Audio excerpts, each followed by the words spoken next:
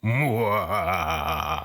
is me, Mike, your host, with Katie? on this week's episode of Cup of RAD.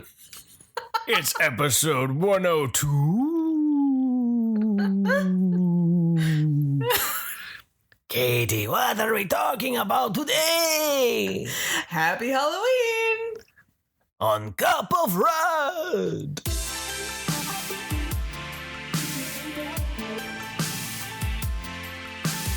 Hi guys, what's up? That was weird. That was really weird. All right. I don't know what you were doing. That was some strange. I've been like, strange. Eek, gods, it's a monster. Blood curdling scream. Right. Head back. Anyways. It's Halloween. Happy Halloween! And guess what? You're spending it with us. I know, that's what you always dreamt of, right? You're like, how could 2020 make up for itself? Spending Halloween with Cup of RAD. Right, exactly. I mean, that's what you wish for. That's what you need to do. It's just, because it's the Monster Mash and, it's been weird not being, like, hearing some of those types of, like, Halloween songs. And they're coming to take me away. Haha, they're coming. But, like, in any stores or, like, I used to listen to a Monster Mash mix on Spotify, and I don't... They did the mash. I'm trying to make you feel like you're in Halloween time now. Halloweeny. I know. Halloweeny. But Spotify doesn't interrupt me. But I used to listen to a Halloween podcast playlist on there, yes. Which we totally should bring up and rock out to more for the weekend here. Well, that's what we should. That's what we're going. We probably will be doing. Yeah, I don't know. Who knows when we record this episode? This is the Twilight Zone. But yeah, why not, right? Today you will experience an episode with no random rhythm or rhyme. Oh, that was wrong. That it was the opposite. That like hurt my head. This is exactly why I did it. It's like nails on a chalkboard. She sits across from the man, terrified in what was just said. This week on Cup of RAD. We should do a Twilight Zone episode. Like just like talking like Twilight Zone. Like Rod Sterling. Be all serious. I mean, I can't do it because I'm awful when it comes to that deeply disturbing each moment that you sit there with that awkward face. All the time, man. We have taken over your earlobes. Do not adjust the settings or volume. I'm throwing everything at you this morning because this evening, this morning, up is down, left is right, cats and dogs living together. Because we're drinking coffee, man. Granted, we drink coffee any time of the day. It doesn't matter when. You can drink if you want to. Why are we singing that? Because it's spooky. You know what? He's been home again for about a week here, and he's already gone a little crazy. Home again. I can't think of a song to go except for home again. No. I finished my practicum. I was hired. So that's awesome. So, I'll have stuff to do. It's weird. It's because you're home too, right? Yeah, so it's been really weird. It's like that double negative moment. It's been years. Well, we've never been here together. So it just threw off a complete groove. Yeah. Threw off my groove, man. I know, right? Couldn't lay around. Well, I'm kind of like picking. I have all sorts of little bunch of different jobs going on right now too, and working from home and working out, like working out of the house, and trying to get to the gym, and then it's unbelievable how short kiddo's school day is. And now I have appreciation when you used to complain how short your days were, because it's ridiculous by the time you actually get him out the door. The door, and then all of a sudden he's back, and you're like, wait. What? Yeah, So that's been good, positive things going forward. But in the midst of all of this, we've been watching as many spooky movies as we could. Yeah, totally. You know what? Well, we're not really dressing up for Halloween. I don't know what we're gonna dress up. I'm gonna be a sexy nurse. Pictures to come. I don't own a nurse costume, so that's gonna be fun. It's just gonna. Or maybe, segue here. I'll be Borat. Oh God. I just gotta find me some some green crepe paper. Yeah, because I'm not gonna go buy that swimsuit. I'll just be crepe paper. I'll go to the dollar store and just wrap that around. Is it nice? Oh god, I kind of want to do that now. Just to see what happened. I'm going to the dollar store. It's happening. Hey, it's nice. Look at this, huh? We watched Borat 2 on Amazon. That's bored into your minds a little bit. Have fun with that one. Yes, we watched Borat. It's not. Well, it's kind of a spooky movie. It's a very spooky movie. Because even though it's a whole nother genre of horror. Yeah, even though it's still somewhat scripted, it has its elements that are real. Oh my god, this has just happened. This person just said this. Yeah. It's a lot tamer than the first one. Yeah, considering when we turned on Borat a couple of weeks ago, it was just so much naked man. Right. So it is definitely a lot more tamer. It's a lot more focused. It's a lot more based on the political side of things. It has much more of even more of a message that's a current message, right? Rather than just a weird message of itself. Yeah, right. So there's definitely some questionable scenes still. Holocaust denying and white supremacists. Yeah. Well, just even how far he went with the idea of so much sexism too. Right. And yeah, exactly. Really. It was hard. I admit that part with the denial and the anti-Semitic aspect was hard to listen to, and that it's not his actual views, and it was him just pushing and testing the waters, and see where things are. But those were harder to hear for sure. Yeah, that was a bit what? Yeah, amidst all the other stuff that they were doing, right? So, but what did you think of this? Because it's Amazon's highest watched movie right now. But what did you think of the movie just in general? We won't go too deep into it, probably. Yeah, you know what? I didn't, because there wasn't as much grotesque aspect for things. So that was a little easier. I mean, as I say, a little less naked man flesh. But I found myself having a little bit of a hard time with some of the sexism aspect, with how badly the women were treated. But at the same time, I was trying to take it as the message of how, with the way his daughter was acting, on how ingrained it is in some cultures that is okay for them to be treated that way. And they find ways to make it a positive. Yeah. And so I thought it was the humor and at the same time sadness from how, surprised she was coming to America and seeing different things. But then at the same time, as it progresses and things change, I felt very excited for her. Right. Yeah. It was, unfortunately, not surprising, some of the, less than ideal people that he found himself around. Yeah. But some of it was still wow, it's just, again, that this is real. People really feel this is America. Yeah.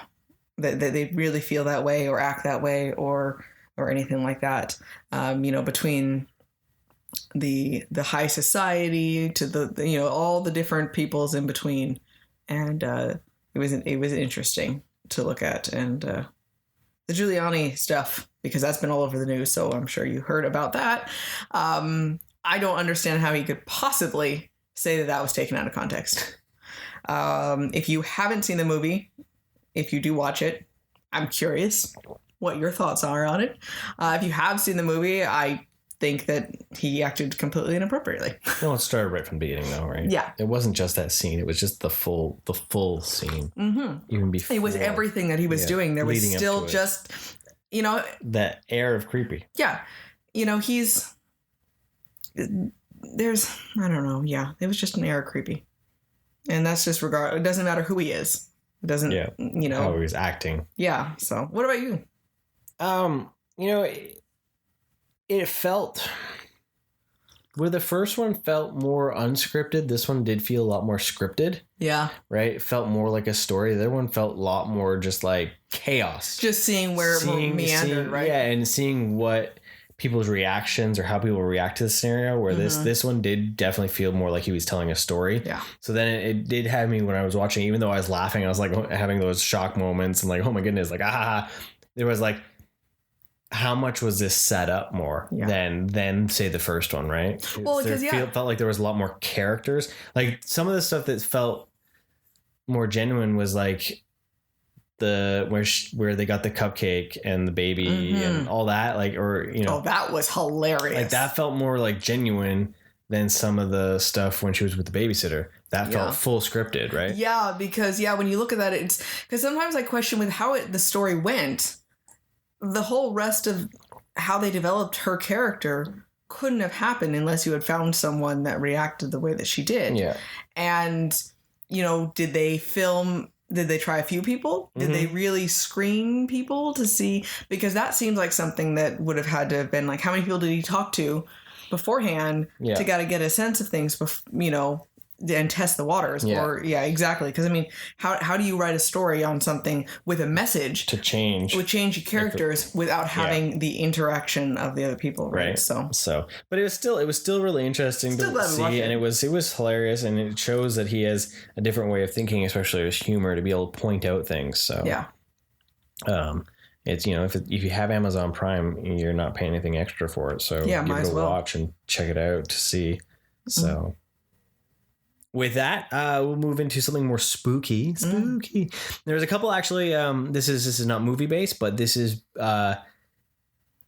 Disney based. Oh yes, DuckTales. We finally got to watch the Trick or Treat episode of DuckTales, and the Amphibia, the Shut In, which is a Halloween episode, and those two episodes took me back to like my childhood. Because even the openings have been changed for the show. It was so cool. New animation, new song, everything. Like, it just, I don't know. It was like what I grew up with, those Halloween specials. We would find those specials. Like, you were like, and even the DuckTales has done the Christmas one too. Like, I love that they are doing those. Well, that immersion into the holiday spirit, right? And I think that was really cool for sure. We weren't expecting it at all. And that was what was really, we're like, wait a second, this is something different. And I love the not just the different, like Amphibia, the whole, was animated differently. It was jumping in and out and all kind of made it look more like a horror movie. Yeah. And DuckTales had the song was all sung like a spooky, right? And like old Monster Mash type style, right? And so that was really, and then the episodes were hilarious. Were fantastic. Were hilarious. So, because Amphibia was ghost stories. Basically. Ghost stories. So it was almost like Treehouse of Terror. Yeah. Which was funny. And I liked, because the little tadpole, I thought it was funny with her. She kept trying to tell a story to them, and every single thing she said, of course, because she's the youngest, they're like, oh, we were there. Mm-hmm. We were there. Because they were supposed to tell stories that no one else knew about, right? Yeah, and that actually happened, So there was some good commentary on the story with the cell phone, the idea, the fear of missing out on this video caused them to get sucked into this video because they just couldn't not watch it because everyone else was watching it. And I thought that was funny because, we definitely fall prey to that all the time for everything, right? So, what do you think of the DuckTales one? The DuckTales one was hilarious. The fact that Launchpad thought he never knew anything about Halloween and thought that he had unleashed demons upon the world every 31st of October. Right. All from reading these secret scrolls, what turned out to be a candy wrapper. I'll just leave you with that. I want to know why there was MSG in candy. I didn't think that was a thing. It was, depending on what secret scroll he found. Yep. But those are totally worth finding because like those episodes. Yeah. Are just. Yeah, that one was such a good story. Nostalgia boom. Yeah. Of having, new Halloween. So good stuff. So here's a movie that came out in 1993. I let you watch it. I slept. I'm not gonna lie. Yes, you did. It was. I was still on practicum when it happened. I look over and he was asleep. Kat was asleep on him. They were all just a bunch of. We were a cuddle puddle. Something fell off the couch onto the ground. and neither one of them moved. It was right by their face. Well, it was my phone. I knocked my phone off. And I couldn't believe that neither one of them moved. I was like, wow, you guys are definitely... We were out. Yeah. Now, the cat, if it purrs in your heart, you go to sleep faster. Well, yeah. So he was all, just bundled up with him, and it was quite funny. So, but we found the Leprechaun. Leprechaun. I had never seen that. Jennifer Aniston. Yeah. Warwick Davis. So young. So I'll let you take point on this one. Yeah, you're like, cause so yeah, that was something different that I hadn't seen, different style movie. I had no idea what to expect at all, from something like this. And, I really liked the way he looked. Like his design was really cool. The makeup on that movie is fantastic. Yeah. Like I was thoroughly impressed with that because it for something that I assumed would be not that awesome, the makeup was great for it. And the characters themselves are actually really nice. Like I like that Jennifer Aniston is not too ditzy. She actually is she gets in that situation where it's like, oh, well, there's a cute guy, so now I'm going to step up to the plate. And she's not like this helpless, distress. And she just steps up and she's actually doing stuff and taking point and everything. And so I was pleasantly surprised with how it went. The Leprechaun was terrifying, for sure, that he was so bloody. But at the same time, I easily could have showed kiddo this movie, right? And there's a couple scenes that were a little like... Some of them were a little face intense. melting at the end. The face melting when he dies was pretty intense, but yeah, so I enjoyed it. I don't know if it's something I could care to watch over. Would you want to watch the sequels? It would be interesting to see. I have a feeling because they're gonna get worse. I know. I have a feeling they're probably just going to be the same thing over and over again. So I don't know. Leprechaun goes to space in 4. Why does everyone go to space? Because it's the final horror tier. Like, I know, right? Like, but why?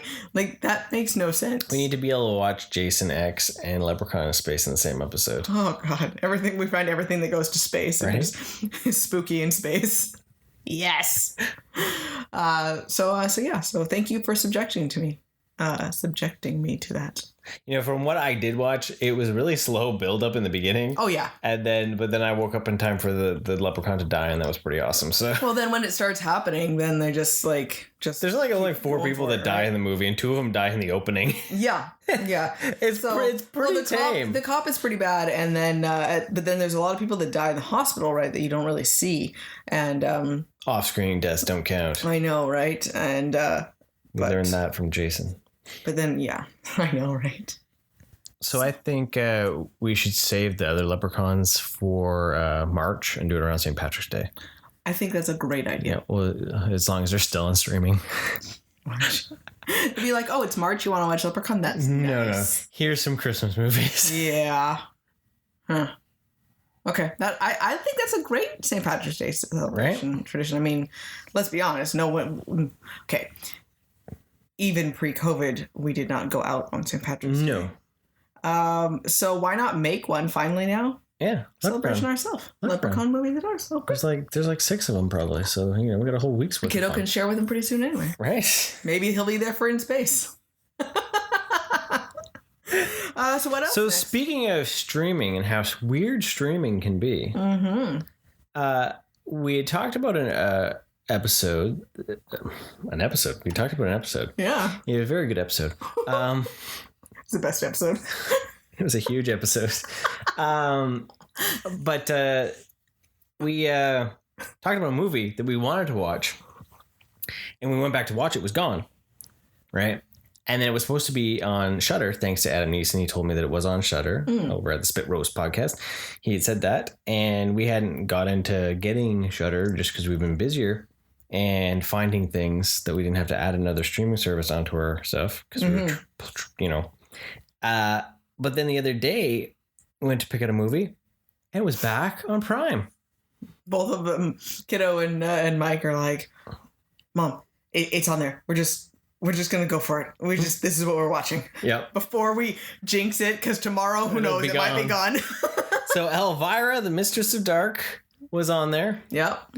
And I remember checking the parental thing, and it didn't look bad. Oh, yeah. And, you know, it had a PG rating. Yep. How? I honestly don't know. And we watched Elvira, the Mistress of Dark. And there was many times where I looked over at Mike and said, really? Really? I had never seen this. So that was it had been long year, like super fun experience. Like teenager. And he's a man, so let's be honest, he was totally okay with all of it. He's giving me the touche look. Fair enough.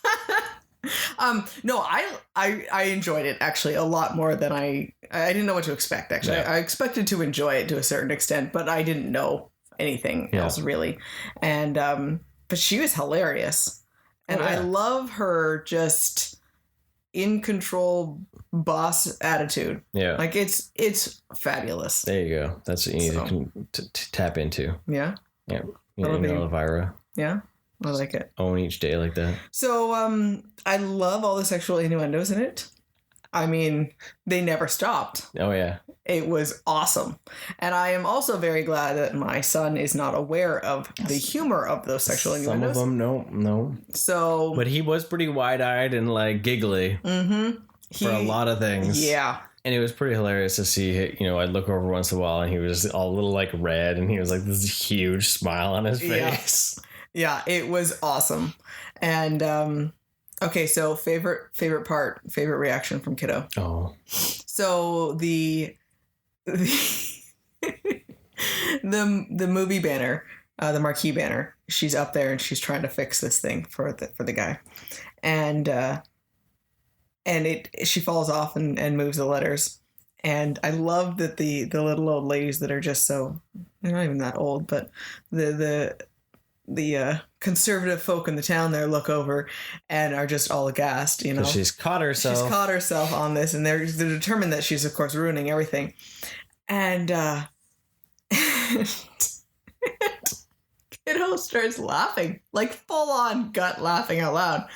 And I'm like, okay, so because it says how to, and then it looks like it says fuck, and I'm like, I don't understand what he's laughing about. Like, I don't know if he's laughing at the innuendo with the how to or the situation or what.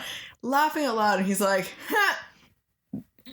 We look at him. That says fuck. I was like, oh, wow. That was the weirdest. I can't fault you for it, but that was the weirdest thing to hear you say. Yep. It's like, and apparently you also know how to spell it. Yeah. How did that happen? I mean, I guess there's some sight sounding out with that. What else? Can't spell education, but... or healthcare. Yeah, that was a bit of a surprise, but But that was just fabulous. I was like, okay, well, you know what? At least he's just laughing because of what it says. And then he did apologize for saying a swear. Yeah, immediately. He felt bad. I'm like, dude, it's okay. I understand. You were just explaining it. You weren't using it in sort of bad context. It was more just a statement of something. But that's what he was laughing at, was because it said that. Yeah. He didn't even pick up on the how-to, right? And so that was. But he has said recently too, like, you know, he's heard that stuff on the playground. Yeah. And it's like, and swearing is never a problem with him. So. I remember one time he said "damn" in the back of we were driving, and he says that, and he totally had the like, yeah, I said it. What are you gonna do? Like, hee, and like testing the waters on that. And but luckily that's not a problem for him. For as much as we swear, but we do try to hold our tongue around him, which is good. So now with that though, he laughed, and his favorite part though was when Elvira cooked that meal for everyone, and everyone started having an orgy. Yeah, then there was that. Why are they all getting naked? Yeah, and rubbing on each other.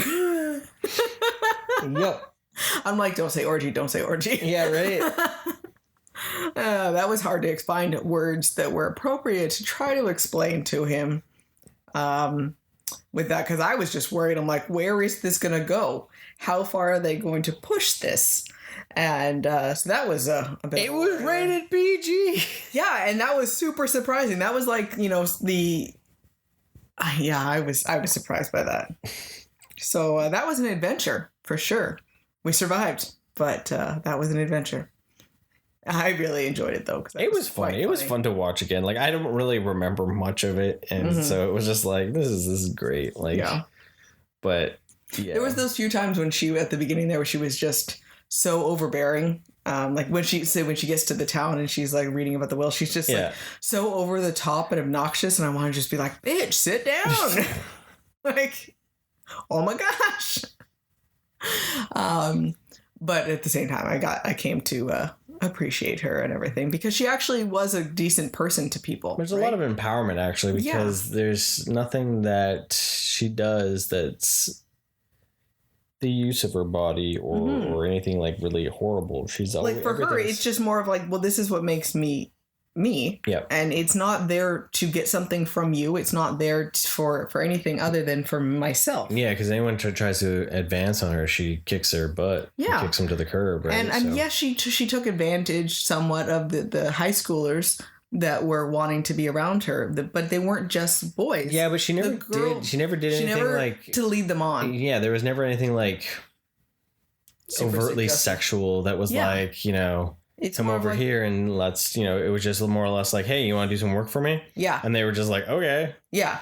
And I think a lot of it too was because it was more for her personality as well, that she was just so open with them. Yeah. And accepting and that's why the girls were also wanting to be around her because she was empowering for that too. So there was a lot of good messages in that, I think.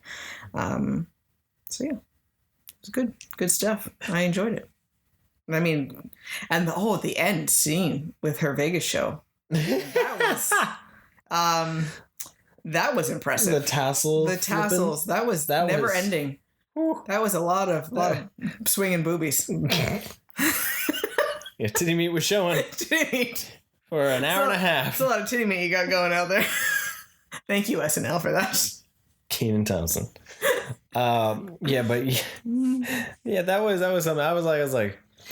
That was one of the times where kiddo was just smiling, just like, what is going on? Yeah. Like, thank God he didn't turn to me and say, Mom, why can't you do that?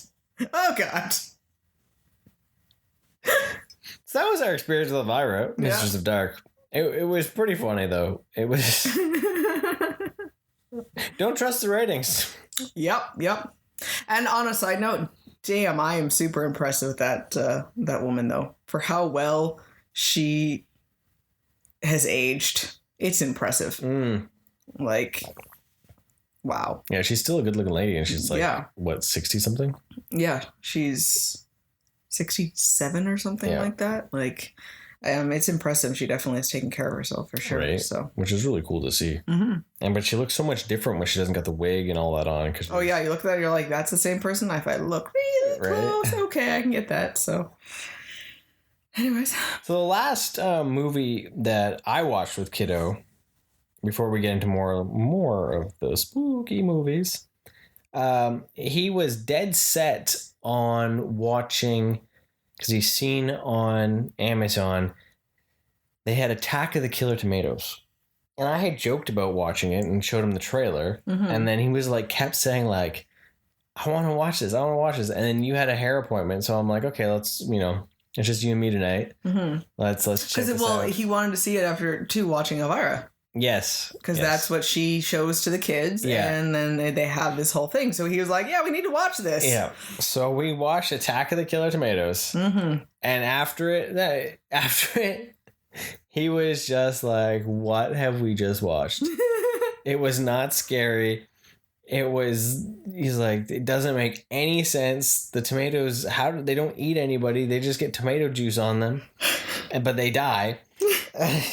Maybe it's acidic, right? It's highly acidic. He's like, it felt more like it was a comedy. I was like, well, it is making fun of, monster movies. Like it was making fun of like Blob and like all those kind of things. Like it opens with talking about like the birds, how people laughed at Hitchcock because of the birds, and then there was bird attacks years after, right? So they're saying like they're saying that they're predicting the future, right? But yeah. Well, because I the next morning I asked him, I was like, so what'd you do last night? We watched a horror. I mean, no, it was more of a comedy. I'm like, well, okay. He just was having a hard time understanding any of it. Yeah. Not a conceptual, but it was more or less he was just like, why did this get made? I think he was like hoping for a monster movie. Yeah. And he got just this ridiculous like movie that just has a lot of talking and then people screaming at tomatoes. And running away from tomatoes and tomatoes badly like throwing like they're like attacking. Yeah. And he was just like, what is this? Where's the terror? Like, Yeah. Yeah. That was... Well, and he seemed quite upset that it teased at the end that carrots were also now going to be killers. And that you have said that there's just no killer carrots, that it's still just more killer tomatoes. Yeah. And he was just like, that wasn't right. Yeah, no. That was, he was not happy with that. Not happy. On a fun note, I actually had, what cousin would it be? Second cousin? That in the finale scene there in San Diego where everyone's dressed up in weird costumes in the football stadium, that then they charge out and stomp on tomatoes. She was in that. Yeah, it's a giant horde of people, so you can't really tell exactly. Yeah. But I just thought it was funny because I remember her always talking about that. Nice. So. Yeah, cool. Fun fact. So. From that, spookiness. What did we get into? Well, we finally finished Bly Manor. Yes. Finally finished that. That's how we're going to kick off the spooky segment, huh? This was more of a gothic romance almost feel. Well, like the final line of the thing. Yeah. You're not telling a ghost story. You're telling a romance love story. Yeah, exactly. And, yeah, you're right. And there was some definitely horrific and ghostly elements to it, but it was so much more psychological. And, the concept of trauma and things, guilt haunting you, or choices in life that end up consuming your soul almost, greed and all the, even having a job that keeps you away from your family, how the implications of that happen all the time. And, the ripple effects that it has going through things. Right. And, so it was enjoyable, and it was slow moving because it took that adjustment for us to say, well, this isn't really a horror film or a horror show. But once things kind of got moving, then it definitely had the like, well, what's actually happening? What's going on? And you start putting some pieces together. And then it was only the last episode that was then a little more slow because then it was the whole follow up and a lot more of the love story feel for things. Right. So it was sad, though. It's beautifully shot, beautifully acted. Yeah. Yeah, definitely. I wish out of all of it, I wish they'd maybe had done the marketing a little less of the creepy elements to kind of push a bit more that they were telling a more psychological thriller, almost drama. Yeah. It's fantastic, but as I said to you too when we were watching it, it's all just to do with mental health. Yeah. The entire everything about it is all mental health, which is fantastic. But it seems like the only place that storytellers are willing and capable of telling true mental health stories are through horror. But then the regular media and the general populace don't take horror movies serious enough or horror genre serious enough to realize that there's actually a incredibly deep story there. Yeah. That it's all dealing with the PTSD, trauma, and depression and potential psychological break that she had. Yeah. Versus actual ghosts. Yeah. Right? Well, it's interesting because they don't seem to ever look at a horror genre as an allegory place. You can look at all these other genres for allegories, but not that one. And I don't understand that, because that's the perfect place to talk about because you're literally showing demons and ghosts and things that are haunting you. Because I mean, I have my own fair share of belief, like not believing that they don't exist idea, but a little bit more of an agnostic belief about all of that whole world, for sure. But the scientific part of me says, what is more likely? That our brain is making us experience things that are not real, or that there are actual ghosts and spirits. Both of them are scary, because what our brain is capable, and what our brain has been proven capable of doing, is phenomenal, good and bad. And no one can ever tell another person that they did or did not experience something. Yeah. And no one can pinpoint exactly, there's billions of cells, and it only takes a few of them to change something of how you experience something, whether any sort of element. And so it's such an unknown thing. And there's a very high probability that a lot of that is in our head. Well, there's been a lot more research done that a lot more schizophrenia is linked to supernatural events. And that makes sense. Right? Hallucinations and delusions and whatnot. So... And there's so many different spectrums on mental health. That's the thing, is like, no, everyone doesn't realize that just because they say one diagnosis doesn't mean that you're not somewhere, and there's a ginormous range. And I mean, and even too, say within schizophrenia, there's so many different symptoms of it. There's ones that are generally the same, which allow you to say you are definitely schizophrenic, but there's paranoid schizophrenic as well. And but you never know what sense they're going to be more involved with. And no one ever experiences the same there's thing. people with that diagnosis that can go on and live happy, healthy lives through, their support and their treatments and whatnot. And then there's some people that are so debilitated that they're in an asylum. Yeah. Right. So it just doesn't matter. Yeah, exactly. And then if you have these people then who are not being treated for anything, who have like PTSD or whatnot, or just trauma, that fall into an event and maybe never, or a situation, and never get the help, and then they just start creating their own world, and no one can say, because maybe everything makes sense for everything else, right? So it fits those pieces. So when you start thinking about all of that, and you're like, wow, that was really interesting to think about the story in a deeper context than just there's ghosts. Yeah. But if you just look on just the entertainment side and just the ghost side of it, it was still interesting as well. And to see that, but it fits a little bit more to see all of those changes, right? Oh, totally. So.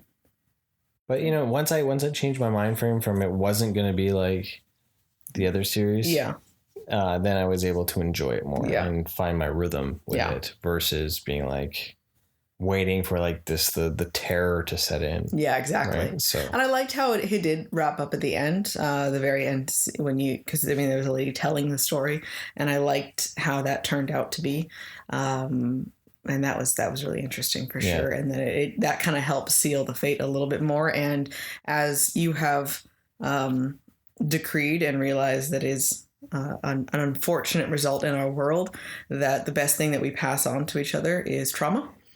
That's going to be on my tombstone. Yeah. What if people do good? Pass on generational trauma. And there's the prove me wrong with that, because literally it's just... That's the best thing we do. It's mind-blowing to think about that, because not a single person in this world can honestly say that there was not some sort of trauma that they have experienced. And trauma doesn't mean abuse. So many variations. It could be anything, mental, physical. It could be simple alcoholism. It could be seeing something and never dealing with it. But how you then pass that on to someone that's close to you. Even a fight can be traumatic to some people, and that then how that person responds to that fight can then go on to affect someone else's day. It could cause them. It's all that butterfly effect. Yes. And trauma is the one thing that connects us all, that we do really well, and we continue to pass it on. Yep. And so with that though, that's my horrible view of the world. I know it's pessimistic, but it's also not, because at the same time, there's a certain level of acceptance that you can try to reduce the passing it on. Exactly. Right? And that's the best thing we can do. Right? Because if we are in denial of the trauma that we have experienced in our lives, that we know that we inflict on others because of it, because there's a certain amount that if you're not aware of it, then it's really hard to stop doing something. But the more you're aware of it, the more you can make active steps to try to reduce it, to try to stop further damaging effects, and to combat it for yourself. Yeah. The simple act would be, trying to get kiddo out the door, rushed. Maybe we argue. Mm-hmm. He goes, has a bad day, gets into it with his teacher. Now teacher has a bit of a bad taste in his mouth for kiddo. Mm-hmm. Kiddo then has to live out the year with potentially having to mend those fences. Mm-hmm. But he's one of how many kids that this teacher deals with. Yeah. That then affects his view of school. His school view might not be the best. You might have more days where maybe you're rushed or you're having problems or homework's not being done. That then it's not full on like 100% trauma, but it starts then it starts creating a habit and a pattern, right? And then you start associating certain different things with different feelings, and then it starts... So then you think of, you're then modeling that behavior towards the child. That child then is going to see that and either do one of two things when they have children. They're either going to try really hard not to, mm-hmm. or they're going to reciprocate that same rushed anger, which then passes that on to the next. Yeah. Right. And that's the thing. It's that generationalness there's our deep Halloween thoughts. Deep thoughts in the Cup of RAD. Hopefully you cracked a beer on that one. I realize we're getting passionate, a little soapboxy. Yeah. Well, as you can tell, looking at mental health and trying to learn from different things has been is a passionate topic for both of us. I think it always has been, but with your schooling has really helped. A lot of education that we've had, a lot of conversations and discussions and, on ourselves, and also where our when you introspectively look of our upbringings. And then our own adult lives as well. And it's amazing how when you look, and it's not the idea of blaming, say, parents for different things. It's understanding that they did the best they could with what they were given. Also understanding the positive and negative effects that it had on you, mm-hmm. as an adult, and trying to acknowledge that you want to try to break that cycle of things as best as you can. For, there's only a certain amount that once you did it for so long, you have to now break that cycle. Because if we want a better tomorrow, we have to now change what we're doing. We can't wait for someone to change tomorrow for us. We have to break that cycle, and because as you had said, we respond in one of two ways: going completely against what we grew up with, or going completely with it. It's one or the other. And if we don't change and try something different and find maybe a happy medium, that's most likely would be the best option, right? So it's, and then, because then, of course, then you have people bringing together, like me and Mike have very different backgrounds of childhood. And then that's a whole nother level of trying to find a balance between those. So, yay for being an adult and a parent. How can we lighten this mood? Deep thoughts. And on to something completely different. Okay, so one thing that we'd had sitting on our shelf that we had bought and we hadn't watched since we saw it in theaters was The Nun. So you're going to dive into that. That was like one of like the 6th entry in the Conjuring universe. Yeah. We would have had a Conjuring 3 movie this year, but COVID took that. You love how that's a thing now. Yeah. Where you're just like, we almost had this, but COVID. Right, yeah. So The Nun. Yeah. Corin Hardy was his name that directed it. Corin, he's an Irish filmmaker, I believe. He did something called The Hollow. That was a really good movie. Really trippy and creepy. Fun. It dealt with like fairies and sprites and whatnot. And leprechauns. No leprechauns, no. It may have been one in the background. But he got to put his own stamp on the nun character, Valak. Yes. And there was some extra shots. I did learn, though, that there was actually some producer troubles on set and whatnot. Oh, okay. That there was a lot of reshoots, so that could explain some of the tonal shift for the end that always did kind of bug me with the movie. Yeah. Because with rewatching it, I believe the first half of the movie is friggin' amazing. Yeah. And then the end of the movie gets kind of weird. How they wrap things up. Almost, it goes from being like super stylized, creepy, like ambient film, to suddenly feeling very Hollywoody. The moment like the Templar Knights show up, and like it almost got like $2,000. It's a great explanation, but just the way that they went about it. Yeah. Like, everything seems very practical effect, and all of a sudden there's like a ton of CG suddenly, right? Yeah. Like, but James Wan did shoots, exterior reshoots, to help create more of a creepy ambiance. That's cool. But I still like it. It's still a fun movie. Yeah. So you were really wanting to watch this? Well, because I really love the Conjuring universe. It's my favorite. Everything in there is my choice for horror movies. Your jam. My jam. And as I've talked before, I really enjoy the style of the demons, I guess, of being more horror wise, and the religion based aspect. I don't know why it seems so interesting to me, but it feels like that little bit of almost history feel lesson for it.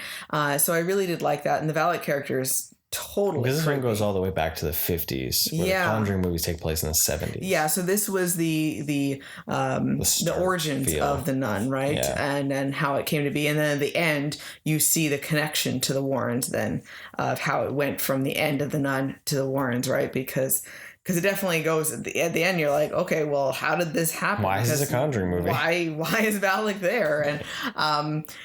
And it's definitely a testament to how incredibly terrifing the actual demon was, right? Because it was only a portion of the demon. Because it's such a tiny amount of it, and the idea that how easy it is for just a big bunch of evil to slowly infect the little bits of people all over the place, and without realizing it, right?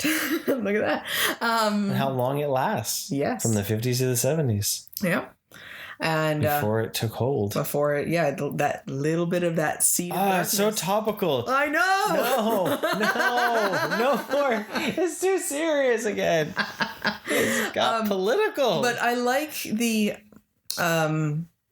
just that the general unease with how empty it is in the monastery, and I don't know if is that the right word. Nunnery. No, Abbey, is the Abbey? No, it's the place nuns. The place that nuns live. The gaggle of nuns. But just the quiet aspect. I don't know. I like the gaggle of nuns. The gaggle of nuns. That. Yeah. It's a habit. That's what it is. No, that's what Sister Act. Sister Act calls it like a habit or something. All of a sudden, he just seems so serious. Like, wait a second. I remembered what a group of nuns is now. Whoopi Goldberg told me it's Is it a habit? You know what? This funny. This actually made me look up like, how does one become a nun? I don't know. I had never looked that up before. Do I need to be worried? No, I'm not going to become a nun. I can't actually. Why? You can't become a full nun if you have been married. Huh. And obviously I have a child too, so there's different levels that you can be, and you can join and basically try to practice that same way, but you can't be an actual certified official nun. Shame. It's you're shamed. You've been defiled and sinned on, I guess. I don't know. Sinned on? Just sit there and get sinned all over. What? See, I was lightening the moon, man. Let me just sin all over you while you're defiled. You know what? You're never allowed to say this again. See, we got you can't be a nun, so I'm gonna sin on you. Oh Lord. Okay. He's not gonna help you apparently because you have been defiled. I've been cast aside.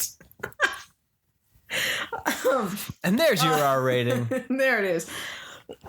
So anyways, I like the creepy aspect of like when they're standing and all of a sudden you just see that movement in the background. Oh yeah, that movie definitely taught you to, one of those ones that teaches you to like watch the background because nothing's happening in the foreground. Everything's in the background. Yeah, everything's in the background. What? And I love the twist finding out how much that place is just haunted. Like I thought that was I totally unexpected. Yeah. And I thought that was a really fun twist. You're just like, what the hell? They're all dead. You know, when I watched that movie, though, I wish that Halloween Horror Nights would make either like a scare zone or a maze. Because I just love the hallway with all the crosses. Yes. And could you just imagine, the best scene. Like, you just imagine like having to walk down that and having that music that, whoa. Well, actually, I found out that all the chanting is actually none. No. Oh, okay. Yeah, it's saying none. It's just saying none. And it's how they chant. Their guttural chants. Just even you doing that was creepy. But like, you imagine walking down that hall, and then like getting like halfway or something, and like they just blast in like some air conditioning, and then like that low like it starts like as you walk towards the black. Oh, that would be that would be awesome. And terrifying, because that hallway. But see, like scary. Then what I would do is then I'd have you like turn the hallway, and it'd be like the same hallway, and like but then have like the nun coming at you or something like that. Like you could do some really creepy stuff. Well, and you know what's interesting is I like the ambiance with all like the crosses on the outside and that hallway and everything, because it demonstrates the fear that they had for this thing. Yeah, that many crosses, showing how much, and with them saying that they needed constant praying nonstop, that they were very, very serious about the evil, and. Because it comments that they sealed it away, everything was fine, and here it is until an unspeakable evil. And still until it got bombed because another evil flowed over the ground, and look what happened. And again, it's look, another ripple effect, Mike. And so I liked those different commentaries like that, and I liked how it flowed together. But you're right, the ending got a little Hollywood for sure. But just because like too much action. Yeah, going on. It changed, especially with the final, final death killing blow. Right. I was just waiting for her to say, "I kick ass for the Lord," and she smashed it into its face. Now that I know more, that would be amazing. Throwback to Dead Alive. Oh, I like it. I like it a lot. Yeah, that is what that movie's missing now. Official declaration. That movie is missing that. It's not a bad line, but no, it's not. I don't know. It's nothing. Yeah, it's just there's just something weird, a tonal shift. Yeah. From how creepy and atmospheric the rest of the movie is. Maybe because in the beginning it's so quiet, so dead, things in the background, and now you have the action right there. Maybe that shift is that change. Yeah. Where if because at some point you have to have it, but maybe it shifts that way too quickly. Yeah. So you don't have enough time to adjust. It feels more just like this is part act 2. Yeah. But is it enough for me not to enjoy the movie? No, because I really like just the atmosphere that it's brought. And yeah, it's maybe not the strongest, but it's still not the weakest in that universe. Yeah. Annabelle, the first Annabelle, is still the weakest of that universe. Yeah. And then actually I still think Annabelle Comes Home is also there. Yeah. I still think the second Annabelle movie is the best of the trilogy, which is weird because usually the second's the worst. Yeah. But The Creation, I think, is the best in that universe. So I am curious to see where they're going to take the third Conjuring movie, just because it's going to deal with the demonic possession trial in the 80s. Oh. The guy said he was taken over and he doesn't remember it. Oh, it's going to be more a trial movie. Huh. And I did read that the reason why James Wan was not doing that movie is because he felt like he's happy producing the movies now because he wants to see what other people will do with the characters that he's created, and where they'll go with it. He feels that he would be doing just another haunted house movie And he wanted to be able to move on and do other things, so he's able to just being more honest with and like, okay, once he came out with that, then I was like, okay, well now I understand why. It wasn't so much of like, well, I'm busy making Aquaman. It was like, no, I feel I'd rather you make sure you have something that a different experience, you know, so it doesn't come down to like, oh, it's The Conjuring again, like it's the same thing, exactly. Right? So that's good to hear. I do know though that with the way that The Nun and Comes Home performed, they pumped the brakes on other spinoffs right now. Yeah. The Crooked Man's kind of still in limbo. Oh, darn. Yeah, I don't think it needed a movie. I'm not saying that it needed a movie because it seemed weird. I mean, it's terrifying, but I think a movie would actually just ruin it. Yeah, too much. Because why can't it just have that little bit? It could just turn into kind of like how The Nun became, right? Yeah. Where like it's a little too much backstory. Okay. Somewhat interesting, but really, why do we need it? I think The Nun has a better chance of having a backstory because of the religious aspects than The Crooked Man. Yeah. So that you know, I'm excited. You know, here's another like spin from this. Patrick Wilson is going to be directing the next Insidious. Oh, really? So he's going to be directing and starring in it. Nice. So the movie's going to go back to the original family from the first two, and revisit them 10 years after the event. Oh, okay. So something creepy is going to happen, but it's cool to see that him going to jump into that director's chair. Yeah. So I'm excited for that. Nice. So where'd we go next, Mike? I decided, because I hadn't really watched it since theaters, which was surprising. And my all-time favorite franchise, of course, for the horror genre is the Evil Dead series. And saying that sounds weird, like a little, but we watched the reboot. Part of his identity. Reboot. We watched the reboot of Evil Dead. And that one we hadn't watched again since, I think I watched it once since we saw it in theaters. One of the nights when you were away, I think. Not that I don't like it. Yeah. I find the Evil Dead reboot very violent. It is almost very intense. Yeah. It lacks any of the humor that came from the Evil Dead franchise, which isn't necessarily a bad thing, but it's like, it's intense. And yet again, it goes back to like Bly Manor. It is all about addiction. And they spun it from like the campy, you know,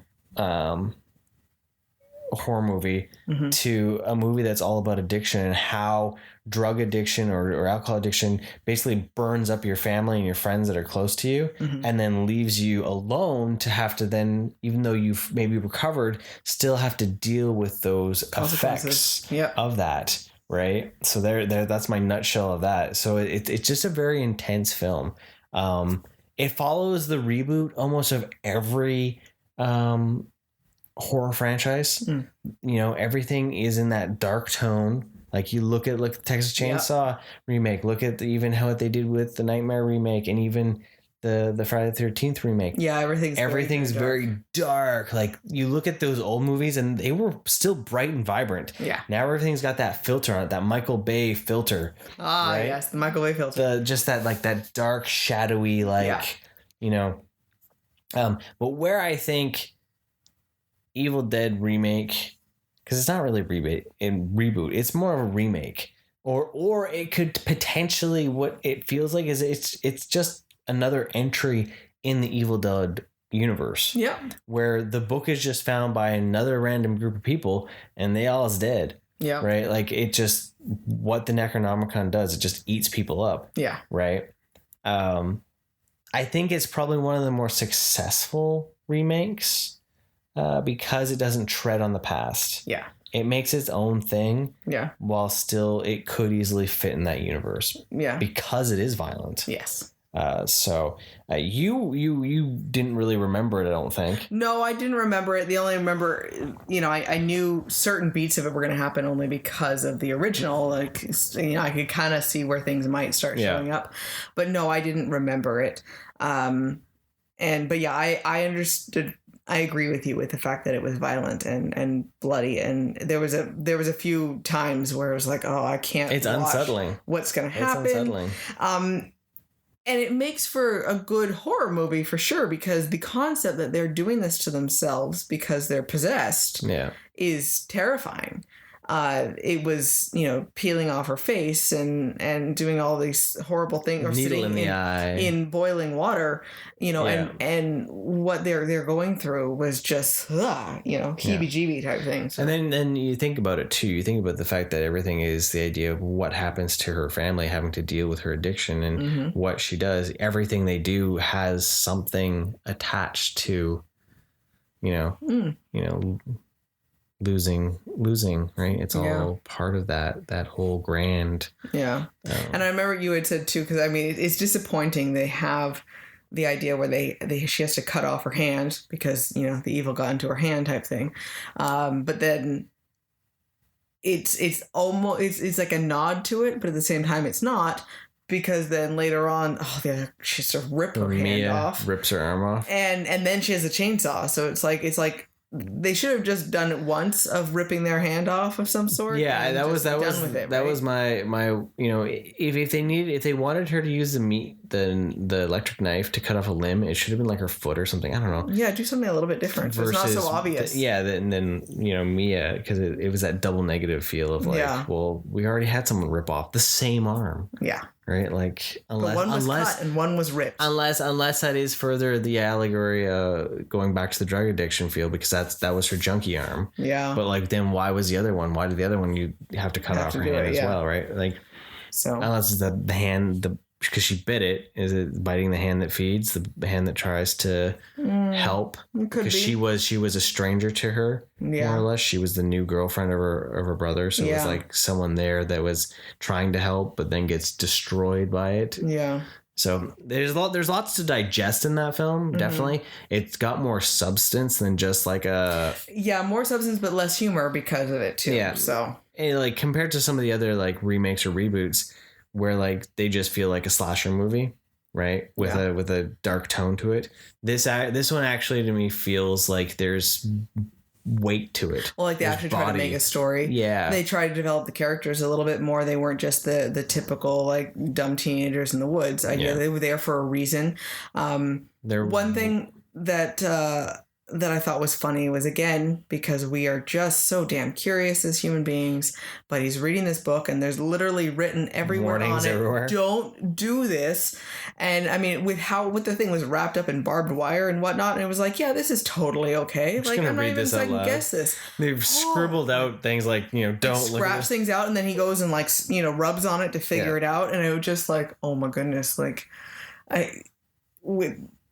I know it sounds bad, but you kind of deserve whatever thing you got here. And, but at the same time, I know it's not her doing it, but on a drug aspect, the concept of, you know, most people understand that drugs are not a healthy, happy subject, habit to pick up. Yeah. And yet our curiosity will often override that, and we do everything that we know better than to do because we're curious, and it leads us down a rabbit hole. So I've just had that epiphany. So everything about it is an allegory too. Right. Well, like, it's one of those things where you look at some of the stuff and like I remember way back in my teenagers, this is more or less like the don't get involved with things feel, but like my buddy, his folks had gotten property, and there was just like tons of these cabins on it. And being that we watched so many horror movies, it was creepy to be there, right? And so there was like one cabin that had like baby doll heads and stuff like that hanging from like the rafters, right? Because basically the property that they got it from was this guy like bounced between cabins to stay away from his demons, right? Oh my goodness. Right? So I've forgotten this story. Right? So like, you know, each cabin was different. Some were bigger, some were smaller. And then there was like the main cabin that had like a vehicle on it that he used as well. But like, yeah, you'd find different things and there was different weapons. There was different like, you know, jars of stuff. So like when they were there, it was always freaky to have to tear these things down and like burn all this stuff, because it was literally like, you wish you could have been like, hey, can we film a horror movie here, because it's already set dressed, right? Let's take some sage and clean that area, right? But like I remember going through one area and there was like little like crosses, but they couldn't figure out if they were like what they were, like why were there crosses there, and like, but I remember we were walking through there at one point and we stopped and we swear we heard like babies giggling, like that coo of a baby. That's terrible. Right. So yeah. So that it reminds me of like the scene almost when you go into the basement, you have all like the dead cats and other things hanging from the thing. Like I remember that one room where you just knew at some point there was dead things hanging from the ceiling. Yeah, like because there was like dolls and shit, right? That's terrifying. Backwoods living. This is why our childhoods are very, very different. Truth. But yeah, I do still like the Evil Dead, even though, I lived it, right? Right? Either way, this is my childhood, but hey. That's why I can never get into the Blair Witch movies. Yeah. Because like everyone's always like, oh my God, they're so scary. And I'm like, that was like a typical afternoon. Yeah. Walking through the forest and seeing something hung from it and being like, yo, if you're on my property, get off now because this ain't funny. I got a bat.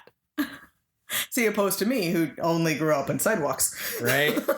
You'd be like, no, you get out of here. We're going to throw down. Don't you jump out. No. I got my crazy eyes on. Crazy eyes on. Right? Nice. And, you just cut that stuff down. Well, yeah, because that stuff, it's going to be more fear based on what you grew up in too, right? Yeah. And yeah, that makes sense. So that's why, like, I remember Blair Witch is about the only movie I fell asleep in theaters. Yeah, I remember. Besides the Scorpion King thing. Oh God. So yeah. And Scorpion King, I don't know why, but yeah, Blair Witch was one of those ones where like I remember everyone was just like, it's so scary. So when we saw it, and it was like I'm sitting there, I'm like, yeah, no, this is. What about buddy? What do you think? Yeah, I think he fell asleep too. That makes sense because you guys both would be like. I think it was one of those ones where we're like. I can hear him the concept of what he would say talking about it and be like. But yet the Ring scares him, or the Grudge, or no, not the Ring. Sorry, the Grudge. The Grudge. That sound freaks him out to this day. You could be like, and he'll just be like ready to punch you in the face. Yeah, like. But no, that's funny. Good stuff. So we continued on the spooky movie train after all that, and we watched my absolute, besides Evil Dead, my absolute favorite Halloween movie. It is a perfect Halloween movie. Not necessarily a perfect horror movie, but a perfect Halloween movie. Okay. More than Halloween. Trick or Treat. Mm-hmm. It is an anthology movie that is the greatest movie in the world. I think I have to agree with you on that. It is just fan-friggin-tastic. It never, ever gets boring. No. Every single time I watch it, I'm like, this movie is fucking phenomenal. Like, we were like, should we wait to watch it on Halloween? I was like, no, just in case we don't have time, right? And like... It is just In like Michael Dowdy has made 2 movies that are on my I have to watch every year: Trick or Treat and Krampus. Oh yeah, they're perfect because they are the traditions in a hardcore, artsy, amazingly terrifying way.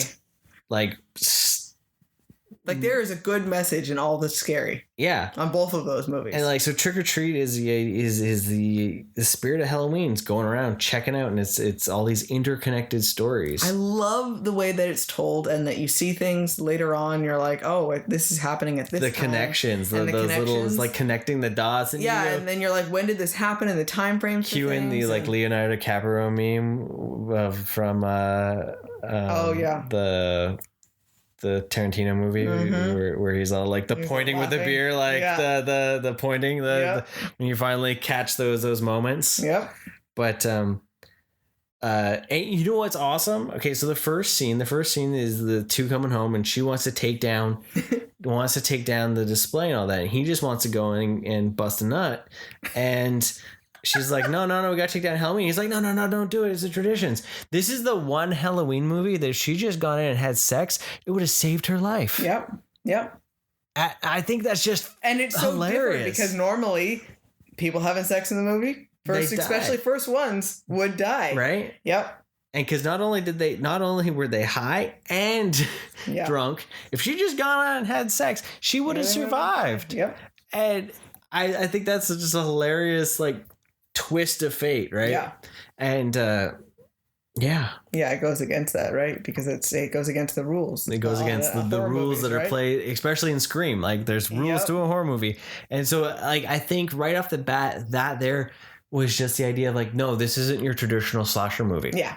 This is something different. Yeah. Right, just from that get go. Yeah. Like that opening scene lays that, and then when they open up with the it's the nods to Psycho's music, you know, is in that. It fits everything, all the different stuff. And the comic book panels flipping around where you get to see the story unfold that you're going to see, right?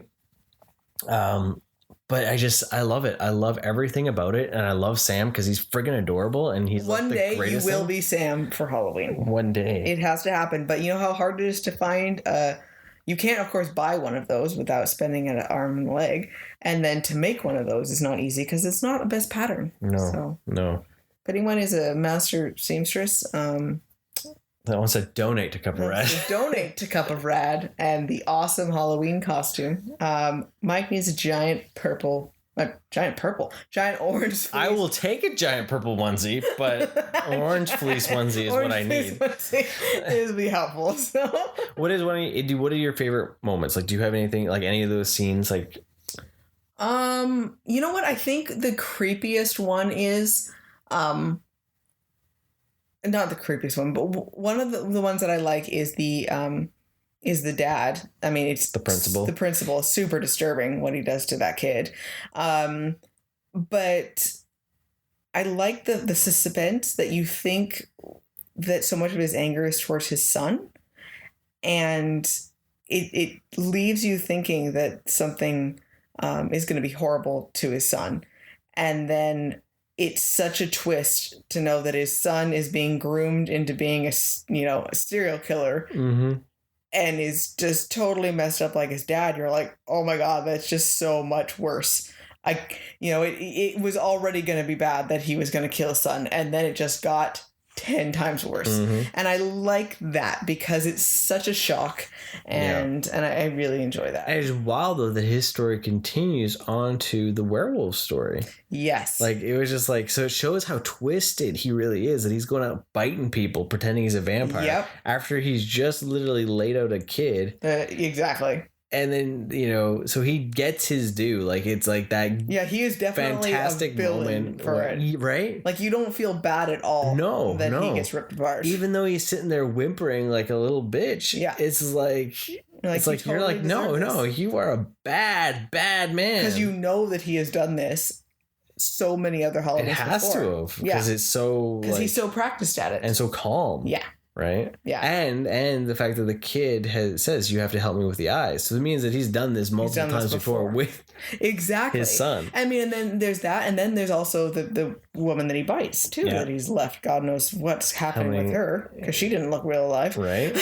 So, and then, of course, I do like the werewolves. I like the scene with that because that, again, is... Well, it goes from... It's such a shift. You think that they're going to be the damsels in distress. Yeah. And then it goes, and within that scene, it's like, okay, are they witches? Yeah.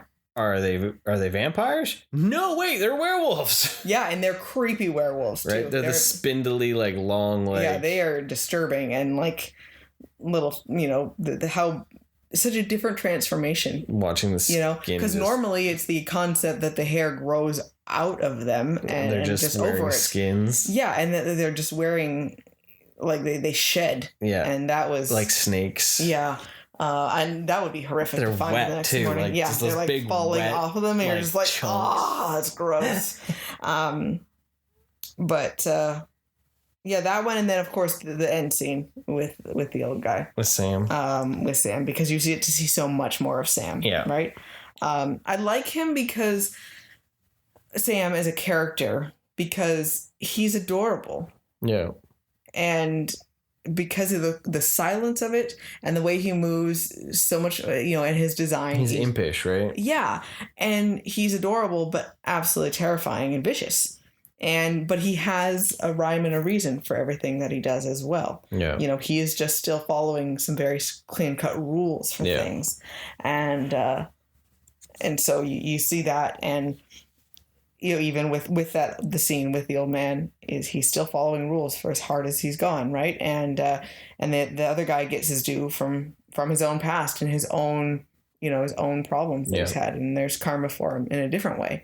And so I cannot say enough good about this movie. Like, this was one of the introductions to the horror movies as well that I had, and I could see why you liked it from the very beginning, and it doesn't get... It's weird because it's one of those movies where like they were like, it was coming out and I was all excited to see it, and they pulled it, and then they like didn't play it, and then it was going to be a direct-to-video release, and then you watch it and you're like, why? This is so good. Like, it created like this underground cult following just because it was like this hidden film for like the longest time before they decided to... One of the things you said too was the fact that there's actual stars in it. Yeah. Actual actors. Yeah. Like, it's not, you're not dealing, because so many horror movies will deal with more like, unknown, new, or just not the greatest of actors. Like even some of the big name movies, right? Mm-hmm.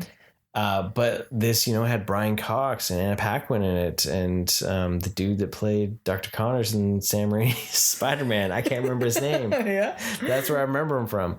It had named actors, which was rare for horror movies, but they worked with Michael Dowdy on other films like X-Men and stuff like that, right? Mm-hmm.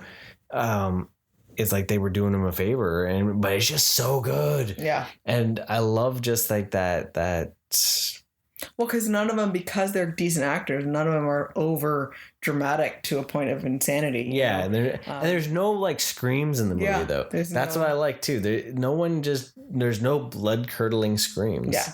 It goes against so many of those rules. Yeah, right? Against the horror movie slasher genre rules. Exactly. Like it's a big middle finger to a lot of that. Yeah. And by telling an anthology story too, right? Yeah. So, but telling its own set of rules and own set of traditions. And the bigger story in there too with the school bus and the kids and the history and all that sort of stuff, that just was heartbreaking. Yeah. And even more so this year after your schooling, and so much more empathy that I've grown from what I've learned from you, and just changing and everything. And you see that as becoming a mom, it's even itself is more, and you watch that story and it's just so heart-wrenching. Right. And yeah, so it brings up emotions as well, which is a great way to make you feel, more scared and worried and concerned about things, right? So,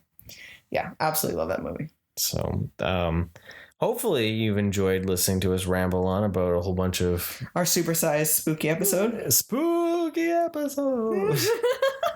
But out of everything, Trick or Treat, watch it over and over again. I think that's one of those rare movies I probably could watch, like, just... put on, just have it in the background, and just like 24-hour marathon of Trick or Treat. Hells yeah.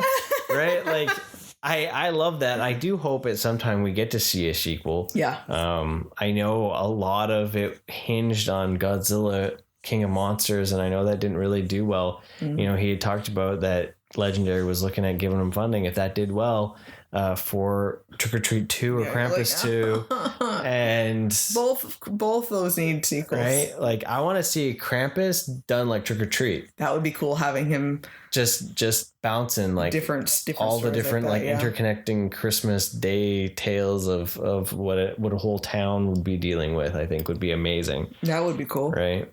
And then maybe that's what they should do. They should flip the script. They should give Krampus 2 should get an anthology feel, and then Trick or Treat 2, no, still anthology. Yeah, I was gonna say it should just that was the best one, but the anthology idea, because he doesn't have any minions. Right? So I want to see more of these characters. Yeah, I think they've really done a good job with both of them, and I like that, because I think it's like oldie feel. Yeah, it's like it felt kind of slightly vintage. Yeah. So, well, that was one thing. Okay, like that DuckTales episode, I laughed because in the one moment where it was like I made fun of you with the fact that Louis was all like, the candy. All about candy. Like, what is Halloween for? It's stuffing our face with candy. Yeah. Right? And I was like, oh, that's totally you. And then Webby was on there and be like, do you realize that Halloween was used to scare away the monsters by blending in to be a monster? And that's Mike. And I think that's why I like Trick or Treat. Yeah. Because it's like the idea of well, and like, I've really come to appreciate that too. Gravity Falls taught me the importance of following, traditions. And same with Trick or Treat. Right. The importance of following traditions. Well, it's like the idea that, Halloween got taken away. Yes, it was always about, the pagan traditions and the, hiding and whatnot. But it wasn't all the consumerism about getting drunk and I've never saw Halloween as a place to party and drink. That's just not who we are either. The candy was always, of course, fun as a kid, but I think as an adult you grow up and you realize all these other things for sure are more important. And I love the history and the knowledge of what these are based on, because it was all part of that whole unexplained. I mean, you need to find something to explain the unexplained moments, right? And so it's interesting for sure. So, but there it is. It's the end. It's the end of the Happy Halloween episode. It's almost Christmas. We are gonna do an accidentally Christmas episode probably in November. Yeah. So those movies that take place during Christmas that aren't actually Christmas movies. November is that weird Gremlins, flux between things. Die Hard. When do I actually start celebrating Christmas? When is it too early? Got a few weeks of kind of a break before you kind of speed things up. And Mando's back. In the meantime, we have Nightmare Before Christmas and Book of Life. Yeah. And all those. Coco. You can watch those types of things. And yes, we have Mandalorian. Right. So you'll get back to your weekly Katie recaps. Oh, I'm so excited. So hopefully they'll live up to the same big-eyed wideness that she had from the first season. Yep. Your American Doll on your shelf is really creepy right now. Your head was just off to the one side just enough that her dead eyes were piercing into my soul. Like that. I think you should post a picture of that. Yeah. I think that's why she's down here now. Oh no, Kiddo doesn't want her around because of her dead eyes. She's just like the spirit is just. What's funny? Okay, I wanted this so badly as a child. It was my hope and dream. And then as you become an adult and you watch Annabelle, and then you realize, nope, I don't want a doll like that. Your mom was so proud. She was thanks, just Mom. Thanks for cursing me with Annabelle. She was so happy. She was so happy she finally got you one. I know. After all those years, and then it just sits there in the room here, and it just and it's like this I know angle too. I know it means so much to my mom, and it means so much to me to finally have that, right? And it's just such a huge thing, but it's just right now it's scary. The shadow on her face and the way she's just cocked to the side and just forgotten at the moment. It's staring at you. Yeah. And on that note. Happy Halloween! Stay rad, everybody. Thanks for joining us, everyone. Have a wonderful night. Thank you for listening. Want more rad content? Follow us on Facebook, Instagram, and Twitter. And don't forget to subscribe, rate us, and leave us a review.